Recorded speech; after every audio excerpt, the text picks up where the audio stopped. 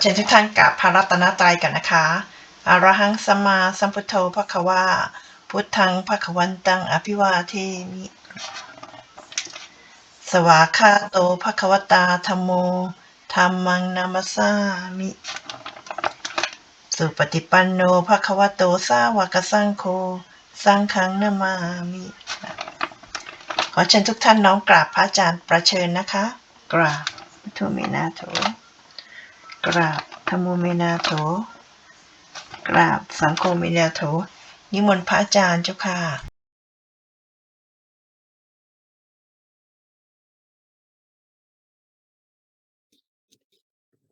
เจริญพร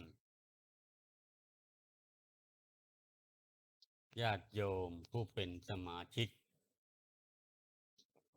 กลุ่มวิปัสสนาวันนี้จะบรรยายเรื่องคตนาคตาสนชาดกซึ่งก็เป็นเรื่องราวที่พระปฏิบัติกรรมฐานจะต้องคำนึงถึง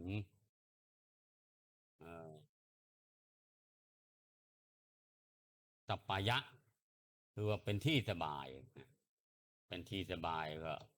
เราก็จะต้องคำนึงถึงว่าการที่เราจะประพฤติปฏิบัติวิปัสสนากรรมฐานหรือสมถกรรมฐานอะไรก็แล้วแต่นะก็ต้องมีองค์ประกอบนะ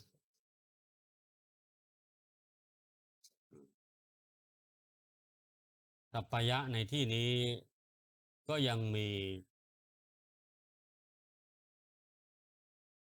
ที่พระพุทธเจ้าสั่งไว้สอนไว้ก็คือยังเป็นธรรมะหรือว่าเป็นเหตุการณ์ที่ผู้ปฏิบัติเนี่ยควรจะปรับทั้งภายในทั้งภายนอกด้วยนะทั้งอารมณ์ทั้งปัจจัยภายนอกอันนี้ถ้าฟังเรื่องราวนี้ก็ควรจะนำไปประยุกต์ใช้กับเรื่องที่เราจะต้องดำเนินชีวิตไปแต่ละวันแต่ละวันเนี่ยบางทีเราอยู่แล้วไม่สบายหรือบางทีบ้านเราเองนี่แหละอยู่แล้วก็ไม่สบายบางทีมันก็ต้องปรับที่นั่งปรับที่นอนปรับมุมนั่งตรงนี้แล้วมันอับก็ต้องเปลี่ยนที่นั่งใหม่อะไรอย่างนี้เป็นต้นหรือว่าอยู่ที่ไหนก็ตามบางทีเราไปนั่งอยู่ตามร่มไม้หรือว่าที่ใดที่หนึ่งถ้ามันไม่สบายเนี่ยก็โดยสัญชาตญาณนะเราก็จะต้องหาที่นั่งที่มันสบายแต่ถ้าเราไปนั่งที่ไหนสบายอยู่ที่ไหนสบายเราก็อยากอยู่นานๆบางทีเราไปอยู่วัดเนี่ยเราไปวัดนะรู้สึกมันสบายนะทำไมเราไปวัดแล้วมันรู้สึกเราสบายใจอันนี้ก็คงต้องมองถึงบริบทว่าวัดเป็นสถานที่ร่มรื่นเป็นสถานที่ที่พระสวดมนต์ทำวัดเช้าทำวัดเย็นสวดปาติโมกข์สวดมนต์เจริญภาวนาตั้งข้อสังเกตว่าถ้าเราไปนั่งอยู่ที่โบสถ์หรือหน้าโบสถ์ก็จะมีลมพัดเย็นสบายถ้าใครไม่เคยไปนั่งก็ลองไปนั่งดูนะแล้วก็เปรียบเทียบดูว่า มันมันเป็นยังไงมันต่างกันยังไงนะบางทีเราเข้าไปวัดเนี่ยแค่เห็นโบสถ์วิหารลานพระเจดีย์เห็นช่อฟ้าใบรากาหางหงส์เนี่ยก็สบายใจแล้วก็นี่ก็คือว่าเป็นองค์ประกอบในตาที่เรามองเห็นภาพเมื่อมองภาพไปแล้วมันเจริญหูเจริญตามันสบายใจเพราะวัดเป็นสถานที่ร่มรื่นแล้วเป็นที่ประกอบบุญกุศลใครมาวัดก็จะต้องมาทำบุญทำกุศล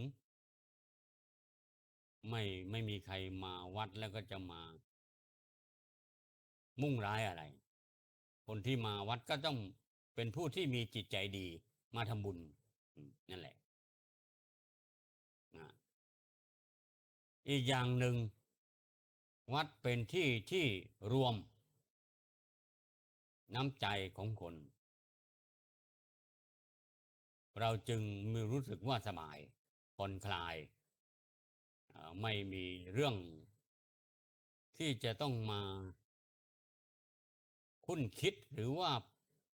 ปรุงแต่งอะไรมากนะมันคิดจะเรื่องบุญอย่างเดียวนะบางทีก็ปล่อยวางจิตก็ว่างไปเลยอย่างนี้ก็มีอันนี้ก็คือบ่งบอกว่าสถานที่ที่นั้นเป็นสัปปายะถ้าเราไปอยู่ตรงไหนแล้วเป็นที่สัปปายะก็คือสบายสัปปายะในที่นี้แปลว่าสบายเป็นที่สบายไม่จำเป็นต้องที่วัดหรอกบางทีบ้านเราก็เหมือนกันว่ามุมนี้มันบางทีมันวางของขยะอะไรที่มันไม่ใช้เนี่ยของที่มันไม่ใช้ก็ขนทิ้งซะบ้างหรือเอาไปเก็บหลบไว้รวมกันไว้ในห้องเก็บของมันก็จะได้จะเดินหูเจริญตามองแล้วได้สบายใจยกตัวอย่างเช่นสวนหน้าบ้านถ้ามองดูสวนหน้าบ้านแล้วมันมีต้นไม้ใบหญ้าเขียวชอุ่มพุ่มสวัยก็เจริญหูเจริญตาแต่ถ้ามองไปแล้วต้นไม้ใบหญ้ามันก็แห้งมันกรอบมันแดงจิตใจเราก็แห้งผากไปด้วยนะ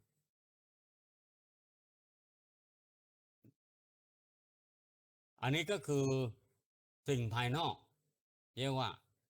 อาวาสจริงๆแล้วอาวาสแปลว่าที่อยู่ไม่ได้หมายความว่าอาวาสคือวัดถ้าวัดนี่เขาใช้คำว่าวิหารวิหารเนี่ยวัดแน่แค่อาวาสโดยรวมๆแล้วก็แปลว่าที่อยู่ที่อยู่ของโยมเขาก็เรียกว่าอาวาสเช่นฆราวาสฆราวาสก็แปลว่าผู้อยู่ครองเรือนเห็นไหมก็มาจากคระที่แปลว่าเรือนแล้วก็อาวาสที่แปลว่าอยู่ฆราวาสจะแปลว่าผู้อยู่ครองเรือนไม่ใช่อาวาสแปลว่าวัดถ้าวัดนี่ต้องอารามวิหารอารามยังก็แปลว่าสวนเฉยๆเช่นว่าสวนของเจ้าเชษฐ์สวนของเจ้าเชษฐ์อย่างนี้อารามก็แปลว่าสวนถ้าวิหารเนี่ยวัดแน่นอนวิวิหารนี่จะไปบอกวิหารคือวิหารบ้านอย่างเงี้ยไม่มีนะฆราวาสมีแต่ว่าพระวิหารนี่ไม่มีนะเพราะฉะนั้นอาวาสในที่หมายถึงอาวาสนะอาวาสก็แปลว่าที่อยู่ทั่วไป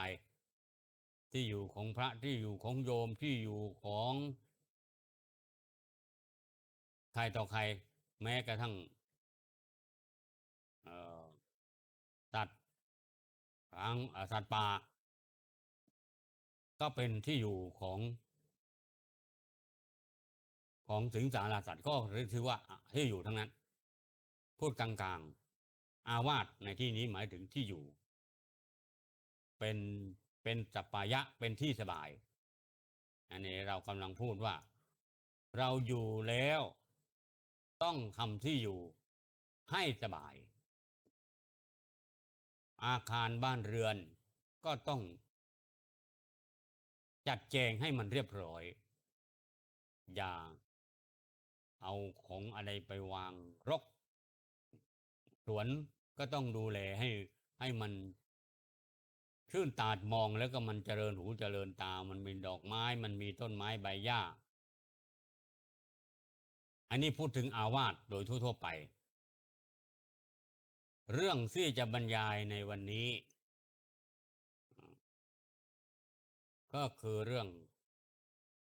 คตาสนะชาดกคตาสนะตอนนี้ แปลว่าไฟคตาสนะชาดกเนี่ยแปลว่าไฟเราก็จะเห็นว่าแต่ว่าไฟเนี่ยมันก็เป็นไฟที่โดยความหมายว่าไฟภายนอกถ้าไฟภายในนี่อัคคินี่อัคคินี่ไฟภายในก็ได้ไฟภายนอกก็ได้เช่นว่าราคะคิโทสักคิโมหคินี่ไฟคือราคะไฟคือโทสะไฟคือโมหะนี่ไฟภายนอกอัคคิอัคคีภัยนี่ครับไฟคืออัคคีโอเคอันนี้ไฟภายนอกราคะคินี่ไฟภายในอัคคีนี่ไฟภายในก็ได้ไฟภายนอกก็ได้แต่ถ้าคตาสนะอันนี้ไฟภายนอกอย่างเดียวไม่ได้หมายถึงไฟภายในไฟภายนอกแล้วเป็นยังไงมายังไงคตาสนะชาดกก็ต้องอ้างอิงที่มาในพระไตรปิฎกว่าเรื่องพระไตรปิฎกไปก่อนแต่แรก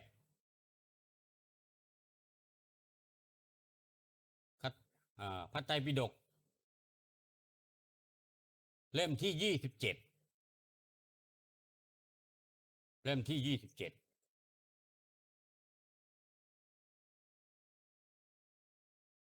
ก็พูดถึงเรื่องชาดก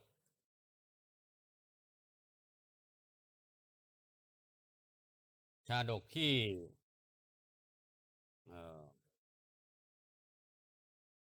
กล่าวถึงเรื่อง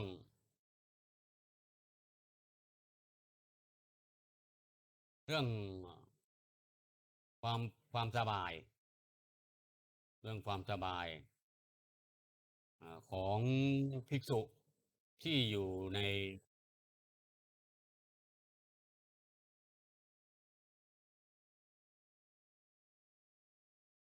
เรื่องของ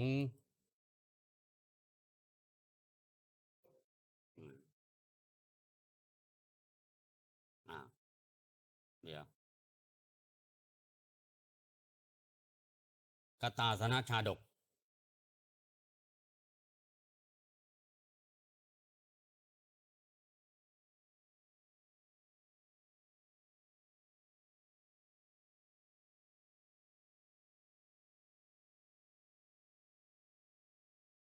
พูดถึง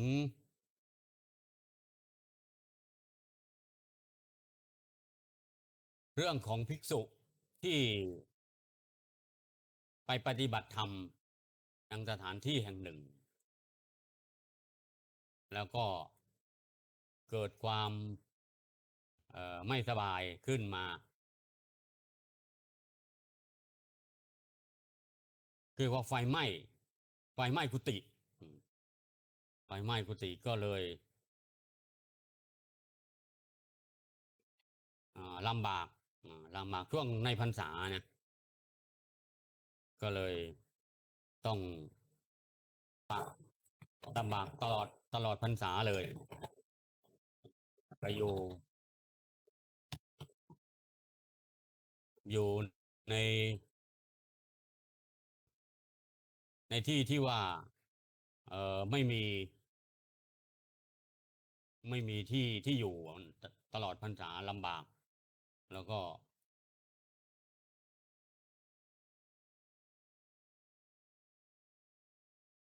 ต้องทนอยู่ไปตลอดพรรษาเนี่ยต้องทนอยู่ตลอดพรรษา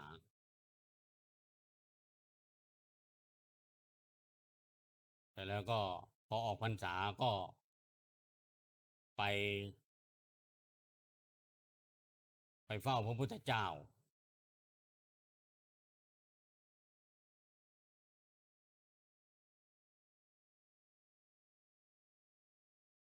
พุทธเจ้าก็ถามถึงสารทุกข์สุขดิบว่าเป็นยังไงมายังไงสบายดีไหม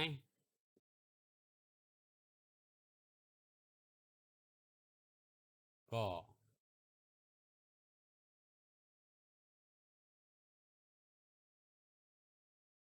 ปรากฏว่าไม่สบายลำบากอย่างที่ว่าไม่มีกุฏิอยู่ ไม่มีกุฏิอยู่ก็พระพุทธเจ้าก็ตรัสว่าในอดีตการเนี่ยภิกษุก็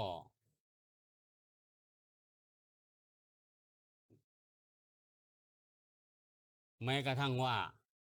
โบราณกบัณฑิตเนี่ยเขาก็ยังรู้ว่าที่ไหนสบายที่ไหนไม่สบายอ้างอิงชาดกเล่มที่27คุตกนิกายชาดกข้อความว่าเขมังยหิงตัทธะอารีอุทีริโตภกัสสะมัชเชชละเตคตาสโนณอัจฉวาโสมหิยามหีรุเหทิสาพชะ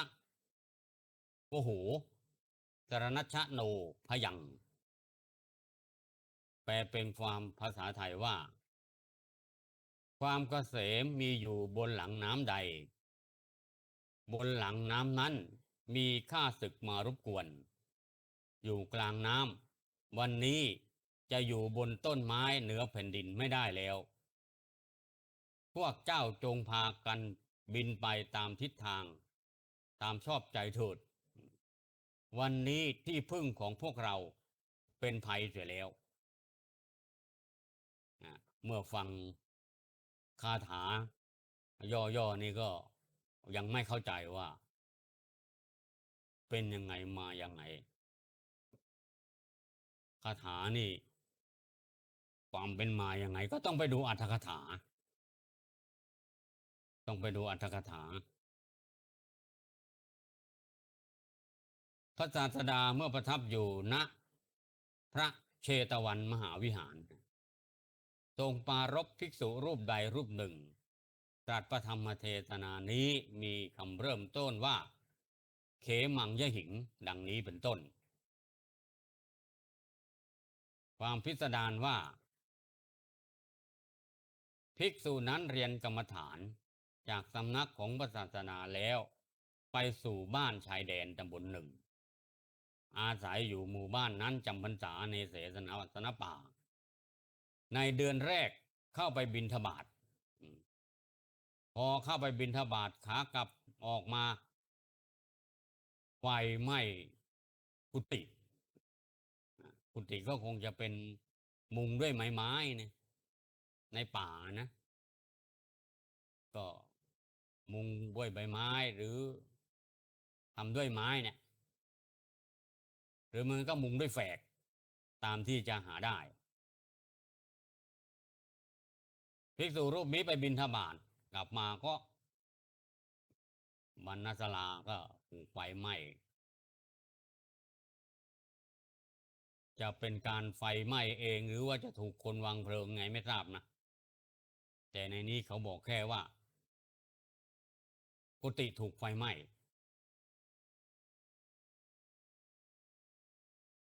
บรรดาญาติโยมผู้เป็นอุปถากเนี่ยก็อยู่ในป่าก็คงจะทำไร่ไถนาก็พากัน พูดปลอบใจว่าไม่เป็นไรท่าน เดี๋ยวโยมจะทำกุฏิให้ใหม่แต่ช่วงเนี้ยหน้ากำลังไถนาพอดีกำลังหว่านข้าว ก็ไม่มีเวลาว่าง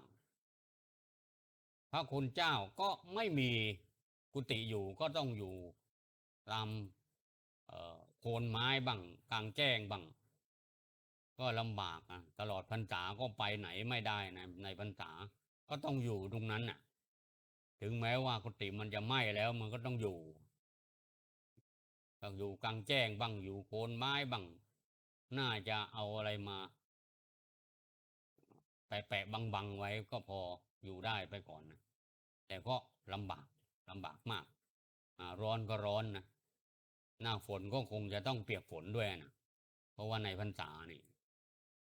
ก็ทนอยู่ไป3 เดือนโยมก็ไม่ได้มาสร้างกุฏิให้ทักทีก็ทำไร่ไถนาไปก็ไม่เสร็จทักทีนะ3 เดือนนะก็ไม่มีใครว่างบ้างเลยเหรอที่จะมาตั้งกุฏิให้พระนี่ก็เป็นอันว่าไม่มีก็แล้วกันนะพระก็เลยต้องอยู่ทนอยู่ไป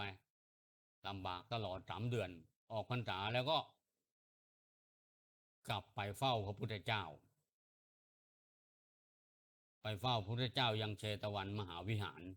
ถวายบังคมพระศาสดานั่งที่ควรส่วนข้างหนึ่งพระศาสดาทรงทำปฏิสันฐานถามว่าดูก่อนภิกษุกรรมฐานของเธอเป็นสัปปายะบ้างไหมหนอเป็นสัปปายะไหมกรรมฐานสะดวกไหมภิกษุกราบทูลว่าพระเจ้าค่ะไม่สะดวกเลยตั้งแต่ต้นพรรษาก็กุฏิถูกไฟไหม้ก็เลยลำบากได้รับความลำบากมากพระศาสดาตรัสว่าดูก่อนภิกษุในการก่อนนู้นแม้ตัดเดรัจฉานทั้งหลายก็ยังรู้จักสัปปายะและอสัปปายะนะรู้จักสบายที่สบายเป็นที่ไม่สบายพากันอยู่อาศัยในเวลาสบายในเวลาไม่สบายก็พากันทิ้งที่อยู่ไปเสียเหตุไรเธอจึงไม่รู้สัปปายะและอสัปปายะของตนเล่าก็หมายความว่าเธอทำไมไม่ไม่ทำอะไรสักอย่างให้มันพอที่จะแก้ไขสถานการณ์ไปได้นะก็คือไปทนอยู่ลำบากอยู่นะก็คือมันก็ต้องมีวิธีนะต้องมีวิธีทำอย่างใดน่าจะเอาอะไรมาทำอย่างใดอย่างหนึ่งให้มันพอแก้ไขสถานการณ์ไปได้นะก็ทนอยู่กลางแจ้งอยู่งั้นนะก็ได้รับความลำบากก็เลยไม่ในพระพุทธเจ้าจะตรัสว่าให้มีปัญญาแก้ไขสถานการณ์นั่นแหละสรุปมานะเสร็จแล้วก็พระพุทธเจ้าภิกษุรูปนั้นก็กราบอาราธนาว่าเรื่องเป็นไงมายังไงทำไมพระพุทธเจ้าถึงอ้างเรื่องในอดีตการก็ขอกราบถูกมีพระเจ้าแสดงเรื่องอดีตการ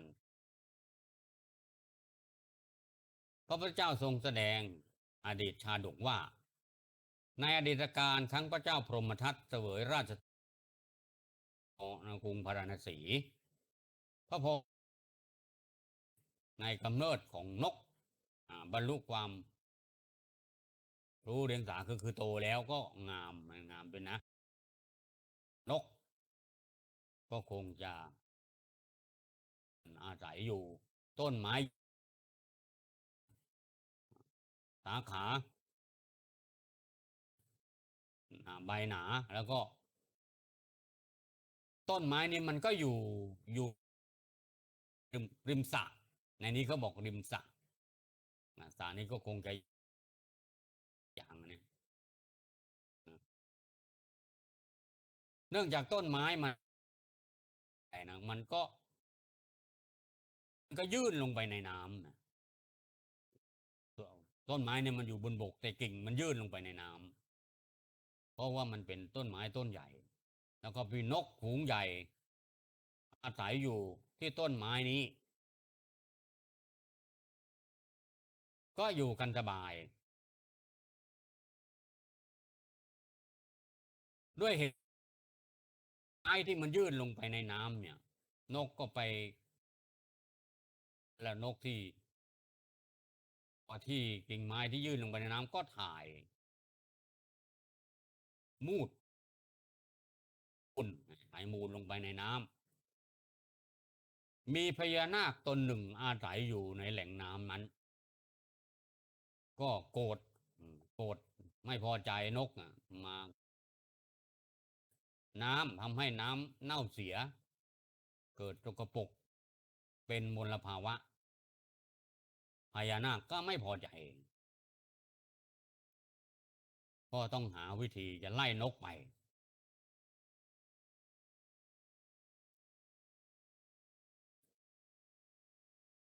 มันมีมนต์เป่ามนต์นะทำให้น้ำเดือด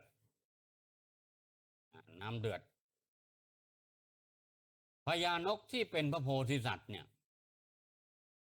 เห็นแล้วก็ เอ๊ะ น้ำเดือด มันผิดปกติน้ำทำไมเดือด ก็เข้าฟังสังเกตน้ำเดือดก็ไม่ได้คิดอะไร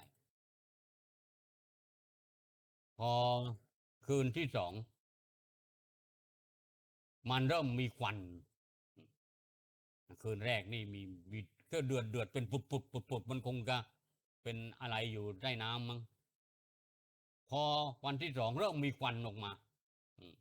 นึกภาพว่าเวลาน้ำเดือดนี่ก็จะมีควันพุ่งขึ้นมา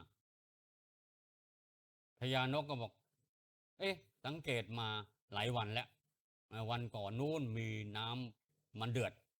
พอมาวันนี้มันเริ่มมีฟันขึ้น เริ่มมีไอร้อนขึ้นมาแล้ว ก็ปรึกษาว่าสงสัยเราจะอยู่ต้นไม้นี้ไม่ได้แล้วแหละ มันมีภัยแล้วแหละพ่นไอร้อนขึ้นมา ก็ชวนกันว่า เราต้องไปหาที่อยู่ใหม่แล้วแหละ ปรึกษาหารือกันว่า ก็บอกว่างั้นดูคืนนี้อีกคืนหนึ่งถ้าคืนนี้ มันอาการมันไม่ดีขึ้น หรือว่ามันมีอะไรแย่กว่านี้พรุ่งนี้เราก็ย้ายไปดีกว่านะถ้าไม่ดีแล้ว ก็พญานกก็เฝ้าดูตอนกลางคืนก็เฝ้าดูปรากฏว่า มันมีเปลวไฟลุกขึ้นมาเลยนะอันดับแรกก็มีน้ำเดือดปุดก่อนพอต่อมาก็มีควันขึ้นเหมือนน้ำเดือดมันก็พ่นควันขึ้นมานะเข้ามีไฟลุกที่ผิวน้ำเนี่ย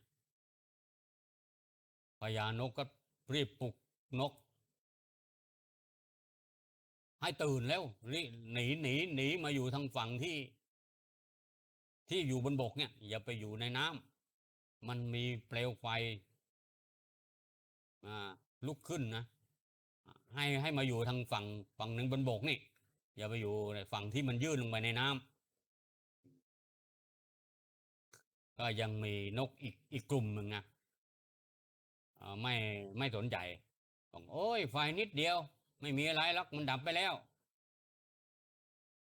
มันคงจะเป็นแก๊สอะไรสักอย่างนะมันมีนิดเดียวก็ไม่สนใจที่จะหนีภัยนะ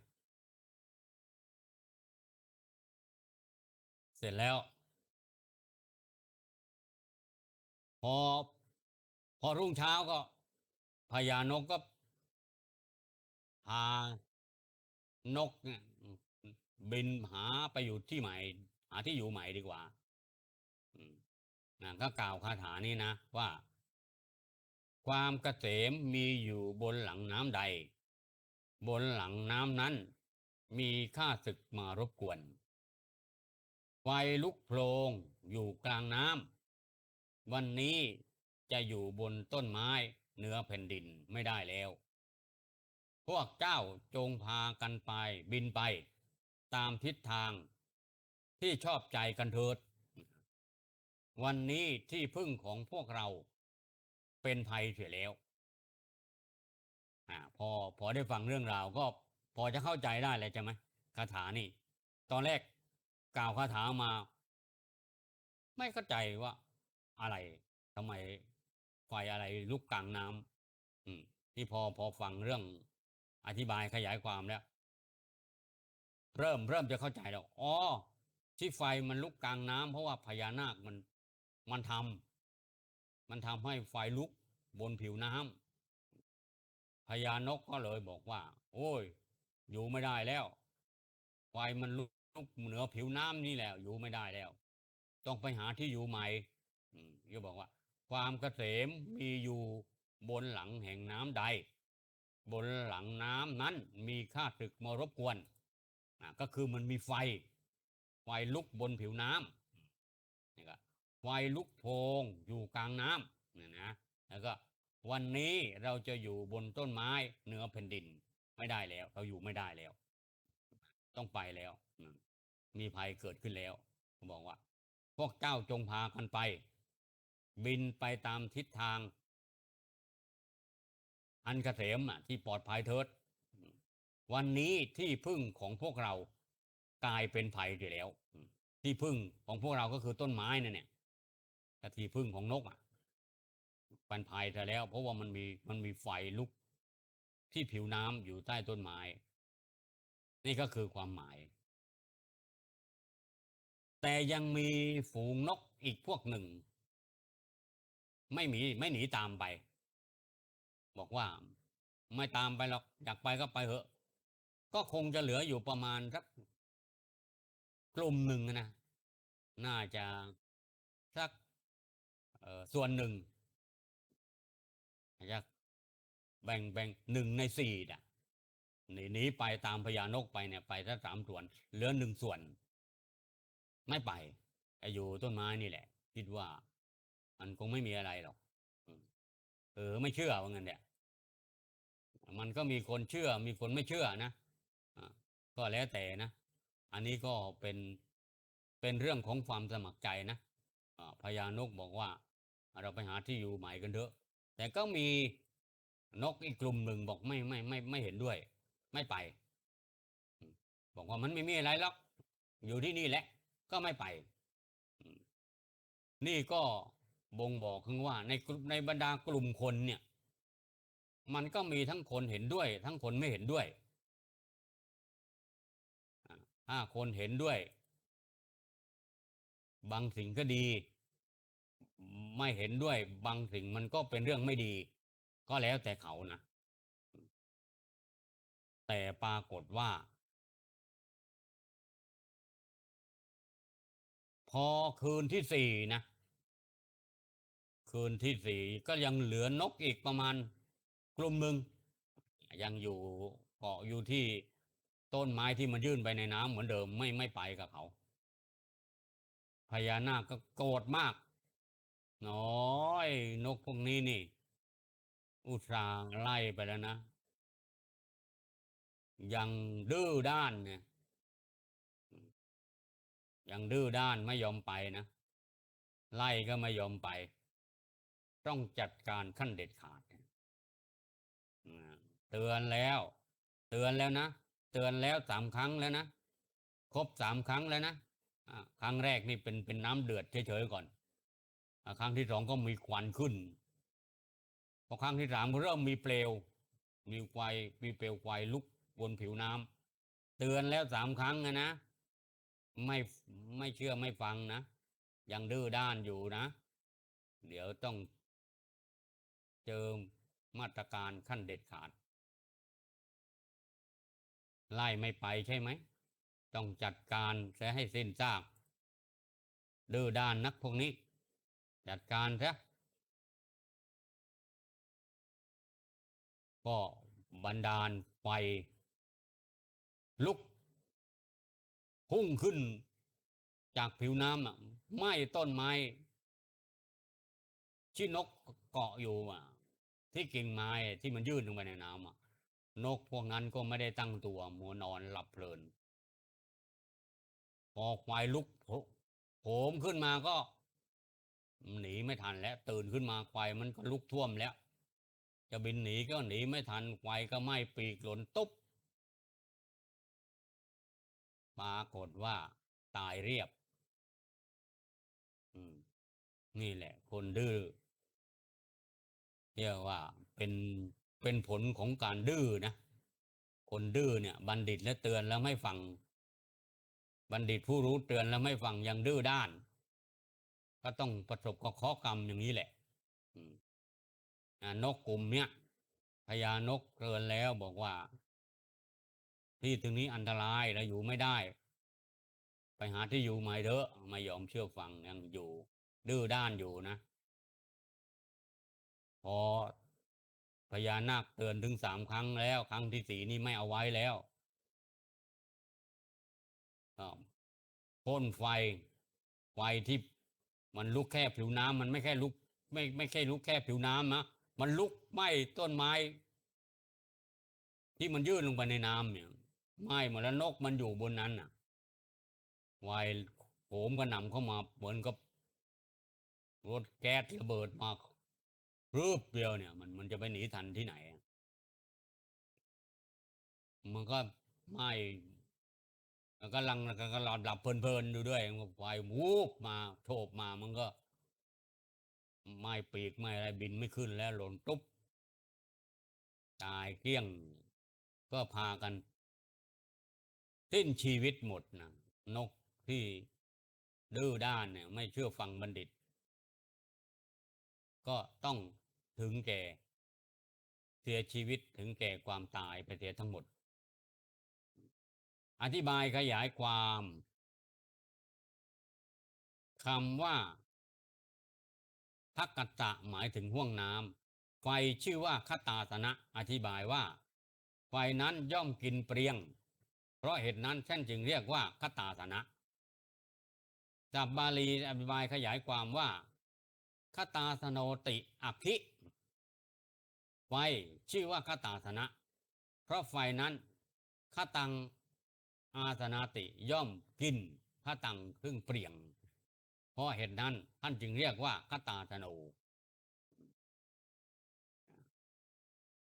วันนี้ที่อยู่ของพวกเราไม่มีแล้วบทวาทชิสาพัชวโหความว่าท่านทั้งหลายจงคบคือจงพากันบินไปตามทางบทว่าสรณชะโนพยังความว่าวันนี้ภัยเกิดแต่ที่พึ่งของพวกเราแล้วคือที่พำนักของพวกเราเกิดเป็นภัยขึ้นแล้วพระโพธิสัตว์ท่านกล่าวอย่างนี้แล้วก็พาฝูงนกที่เชื่อฟังคำของตนบินไปในที่อื่นฝูงนกที่ไม่เชื่อฟังคำของพระโพธิสัตว์ต่างพากันเกาะอยู่ถึงความสิ้นชีวิตไปแล้ว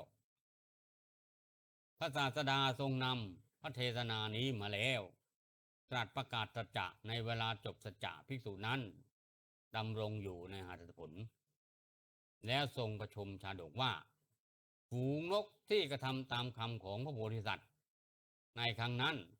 ได้มาเป็นพุทธบริษัทส่วนพญานกได้มาเป็นเราตถาคตแค่นี้แหละนี่ก็เรื่องของภิกษุที่เรียนกรรมฐานในสำนักของพระผู้มีพระภาคเจ้าแล้วก็ไปอยู่ต่างจังหวัด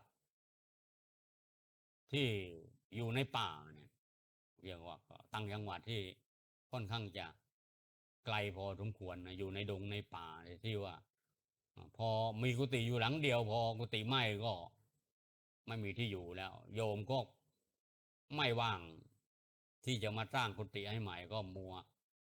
ทำไร่ไถนาหว่านข้าวก็เลยไม่มีเวลามาสร้างกุฏิให้ใหม่พระรูปนี้ก็ต้องทนอยู่ลำบากไปตลอดพรรษาในเรื่องนี้ก็มีเนื้อหาสาระเก็บความรู้ที่จะนำมาพินิจพิจารณาให้ควรไตร่ตรองว่าเรื่องแรกก็คือเรื่องสัปปายะกับอสัปปายะว่าที่อยู่นี่ในเรื่องสัปปายะในวิสุทธิมรรคท่านก็กล่าวไว้ว่ามี7อย่างสัปปายะแปลว่าเป็นที่สบายเป็นที่สบายนะสภาพเอื้อสภาพสภาวะที่เกื้อหนุนสิ่งสถานที่หรือบุคคลซึ่งเป็นที่สบายเหมาะกันเกื้อกูลหรือเอื้อเฟื้ออำนวยโดยเฉพาะ ที่ช่วยเกื้อหนุนการบำเพ็ญและประคับประคองรักษาสมาธิกรรมฐานสมถกรรมฐานวิปัสสนากรรมฐานท่านแสดงไว้7 ข้อสัปปายะ7คือ1อาวาสที่อยู่เห็นไหมที่บอกไปแล้วว่าที่อยู่ในที่เนี้ยไม่ได้หมายถึงวัดนะที่อยู่ทั่วไปฆราวาสญาติโยมก็ถือว่ามีที่อยู่เหมือนกันก็เป็นที่อยู่บ้านบ้านโยมก็ถือว่าเป็นอาวาสเหมือนกันที่อยู่มันสบายไหมจัดให้มันสบายนะนั่งให้สบายนอนให้สบายจัดบ้านให้มันน่าอยู่มันจะได้สบายอยู่แล้วมันสบายใจนี่ก็คืออาวาส2โคจรที่บิณฑบาตที่บิณฑบาตก็หมายถึงภิกษุส่วนญาติโยมก็ที่ทำงานที่ทำงานมันไกลกับบ้านไหมทำไมไม่หาที่ทำงานที่มันใกล้บ้านหรือว่าบางทีทำงานที่บ้านเลยสบายอย่างนี้ก็ไม่ต้องโคจรแล้วไม่ต้องไปตะลอนบุญกลางถนนรถติดเกิดมลภาวะอารมณ์เสียเนี่ยนี่ก็โคจรที่โคจรแล้วก็พัสสะตัวนี้แปลว่าการพูดคุยภิกษุผู้ปฏิบัติเนี่ยถ้าคุยกับผู้ที่มีจิตสงบเป็นบัณฑิตคุยกับครูบาอาจารย์เนี่ยปรึกษาหารือกับครูบาอาจารย์นะแล้วก็ถามในเรื่องที่เป็นสภาวะจริงๆเนี่ยอย่าคุยเรื่องนอกเรื่องสัพเพเหระนะมันจะฟุ้งซ่านนะแล้วถ้าไปคุยเรื่องไร้สาระเรื่องข้างนอกนะสมาธิรั่วเลยกรรมฐานรั่วเลยไม่ควรที่จะไปคุยปฏิบัติธรรมไม่ควรจะไปคุยกับเรื่องไร้สาระเนี่ยพูดคุยเฉพาะเรื่องสภาวะหรือปรึกษาเฉพาะครูบาอาจารย์เท่านั้นอย่าไปปรึกษาผู้ปฏิบัติด้วยกันเพราะผู้ปฏิบัติด้วยกันเนี่ยก็รู้บ้างไม่รู้บ้างรู้งูปลาอาจจะแนะนำผิดก็ได้สภาวะคนเรามันไม่เหมือนกันนะจะไปว่าของท่านมันเป็นอย่างนี้ทำไมผมไม่เป็นอย่างนั้นเนี่ยมันก็ฟุ้งซ่านแหละไร้สาระมันจะไปเหมือนกันได้ยังไงคนเรามันคนละคนสร้างบุญบารมีมันต่างกันมันจะไม่เหมือนกันได้ยังไงนะบางท่านก็ไม่ควรพูดคุยเลยเดี๋ยวปิดวาจาไม่พูดไม่คุยแล้วกรรมฐานถึงจะเดินก้าวหน้าจะพูดเฉพาะสภาวะเท่านั้นส่งอารมณ์เท่านั้นแล้วก็ปรึกษาครูบาอาจารย์เท่านั้นไม่ปรึกษาเพื่อนผู้ปฏิบัติด้วยกันเพราะว่านั่นแหละเดี๋ยวก็คุยไปคุยมาก็ไปกันใหญ่เลอะเทอะกันไปใหญ่นะไร้สาระกันไปใหญ่มันก็ทำให้เสียสมาธิกรรมฐานรั่วอันนี้เรื่องการพูดคุย4บุคคลบุคคลที่เกี่ยวข้องเนี่ยมีจิตผ่องใสจิตใจสงบไหมคนที่อยู่ใกล้ๆเราเนี่ยถ้าเขาสงบนิ่งเรียบร้อยเราก็เรียบร้อยไปด้วยแต่ถ้าว่าคนนั่งใกล้ๆเนี่ยชอบทำเสียงดังรบกวนชอบยุกยิกไม่สงบไม่นิ่งเราก็พลอยไม่นิ่งไปด้วยนะถ้าคนที่นั่งใกล้เราเนี่ยข้างนี้ก็นิ่งข้างซ้ายก็นิ่งข้างขวาก็นิ่งข้างหน้าก็นิ่งข้างหลังก็นิ่งเนี่ยเราก็นิ่งไปด้วยนะแต่ละคนข้างๆยุกยิกทำคอยจะทำอะไรเสียงดังรบกวนอยู่เรื่อยนั่นแหละข้างหน้าก็เป็นข้างหน้าข้างหลังก็เป็นไม่รู้จะเลี้ยวไปทางไหนมันมีแต่คนลุกหลิกหลอกแหลกอย่างเงี้ยแล้วเราจะไปนิ่งได้ยังไงอย่างนั้นก็ต้องไปคนเดียวเลยไปหลบไปคนเดียวเลยไม่ต้องมาปฏิบัติรวมกันแล้วไปหลบไปอยู่มุมที่ไหนที่ว่ามันไม่มีคนนะอย่างเงี้ยก็อันนี้ก็คือบุคคลที่มีความเกี่ยวข้องกับเรามันก็มีส่วนนะบุคคลก็ดีการพูดคุยก็ดีเนี่ยอาวาสก็ดีที่อยู่ก็ดีเนี่ย4แล้วนะ ห้าโภชนะ อาหารเนี่ยมัน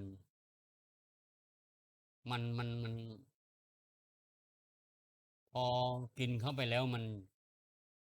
จิตใจมันสงบไหมบางทีมันอาหารเนี่ยมันไม่อิ่มอะกินไม่อิ่มหรือกินไม่ได้อาหารแบบนี้กินไม่ได้มันก็พอกินอาหารไม่อิ่มก็รู้สึกว่ามันอารมณ์ไม่ดีแหละบางทีปฏิบัติก็ไม่ดีนะถ้าอาหารไม่ถูกปากไม่ชอบใจกินไม่ได้อะไรก็มันทำให้เอ่อปฏิบัติได้ไม่ดีนะไม่ก้าวหน้าเหมือนกันนะอาหารนี่ก็มีส่วนนะเพราะฉะนั้นผู้ปฏิบัติก็ควรจะได้อาหาร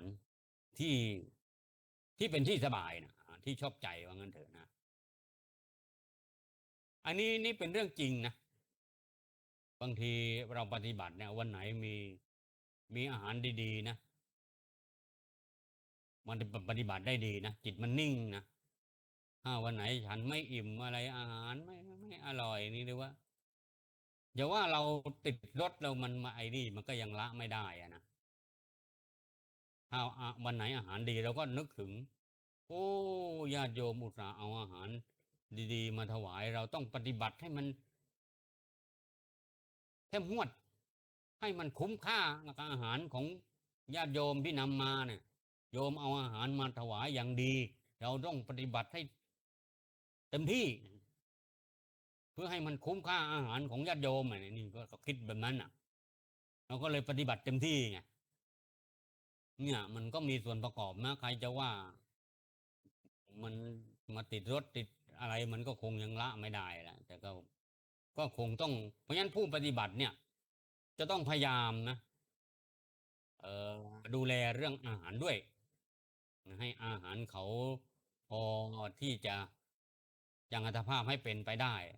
แต่ก็ไม่ใช่ฟุ้งเฟ้อจนเกินไปอันนั้นมันก็เกินไปเอา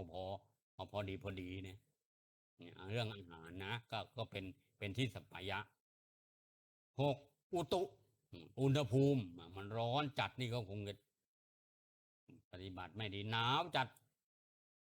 ก็ปฏิบัติได้ไม่ดีมันก็ต้องพอดีนะเนี่ยอุณหภูมิร้อนจัดก็คงจะมันก็จิตมันก็พะวงแต่ร้อนอยู่นั่นน่ะหรือว่าหนาวมันก็ต้องพยายามปรับ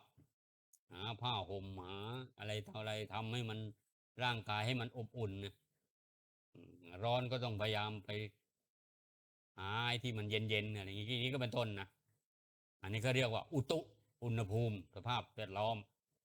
เจ็ดอิริยาบถอิริยาบถการเคลื่อนไหวร่างกายท่านั่งท่านอนทั้งเจ็ดข้อนี่ก็ที่เหมาะกันเรียกว่าสัปปายะเช่นอาวาสสัปปายะที่ไม่เหมาะกันไม่สบายก็เป็นอสัปปายะญาติโยมสาธุชนทั้งหลายนี่เป็นปัจจัยภายนอกอารมณ์ก็เหมือนกันนะอารมณ์เนี่ย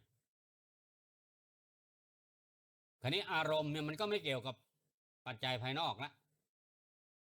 อารมณ์มันก็อารมณ์ดี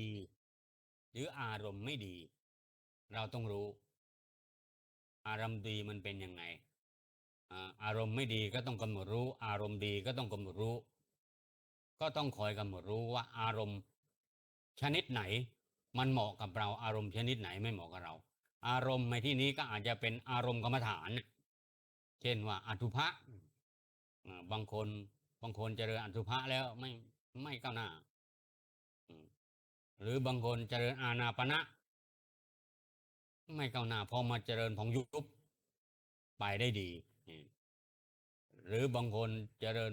ของยุบไม่ดีไปเจริญอานาปณะดีอย่างนี้ก็เป็นเรียกว่าอารมณ์ที่มันอยู่ข้างในอารมณ์ของเราเนี่ยเราก็ต้องปรับเราต้องรู้ว่าเราพิจารณาอารมณ์ไหน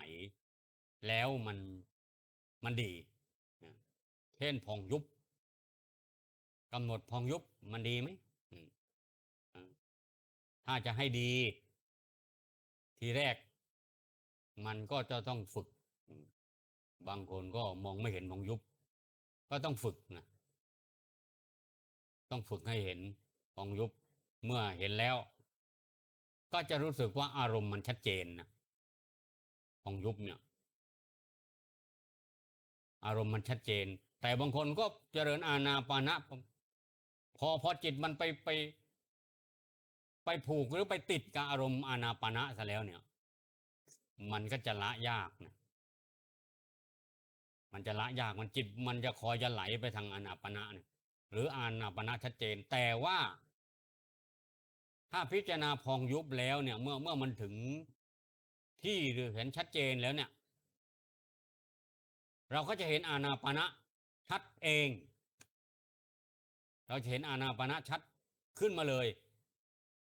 เพราะฉะนั้นจึงบอกว่าพองยุบนี่แหละ ดีเราว่าดีนะแต่คนอื่นจะยังไงไม่รู้นะเพราะไงจึงบอกว่าดี เพราะว่าพอปฏิบัติพองยุบชัดเจนมองเห็นสภาวะชัดเนี่ยถึงแม้ว่าเราจะไปดูอานาปานะมันก็ชัดนะคือได้สองอย่างเลย พอไปถึงที่มันแล้วนะพองยุบน่ะพอไปถึงที่มันแล้วนะก็จะเห็นชัดพองยุบก็ชัดอานาปานะก็ชัดแต่เราก็ไม่ค่อยจะไปสนใจอานาปานะเท่าไหร่แต่ก็มาสนใจพองยุบแต่ถ้าจะดูอานาปานะก็ชัดแต่เราก็ไม่ไปเน้นอานาปานะเน้นแต่พองยุบถึงบอกว่าได้สองอย่างนะพอปฏิบัติพองยุบปุ๊บพอถึงลาถึงที่แล้วก็เห็นอานาปานะชัดแต่สมมุติว่าคนเจริญอานาปานะชัดอ่ะแล้วพอถึงที่น่ะแล้วมันจะเห็นพองยุบชัดไหมอันนี้ก็ต้องไปถามคนที่เขาเจริญอานาปานะนะลองว่าถ้าอยากจะดูพองยุบเนี่ยมันจะเห็นไหมมันจะชัดไหมก็ฝากโยมไปพินิจพิจารณานะก็ไม่ได้ว่าอันไหนดีนะแล้วแต่ชอบแล้วแต่อารมณ์คือบอกว่าอารมณ์ของเราเนี่ยอารมณ์มันอารมณ์วิปัสสนาเนี่ยอารมณ์กรรมฐานเนี่ยใครชอบอย่างไหนเป็นสัปปายะอย่างไหนมันก็อยู่ที่การฝึกการสั่งสมอบรมมาตั้งแต่อดีตชาตินะถ้าคนอบรมอานาปานะมาก็สัปปายะอานาปานะสัปปายะสั่งสมอบรมพองยุบมาก็พองยุบสัปปายะเป็นที่สบายบางคนก็เจริญกสินบางคนก็เจริญอสุภะก็แล้วแต่ปฏิกูล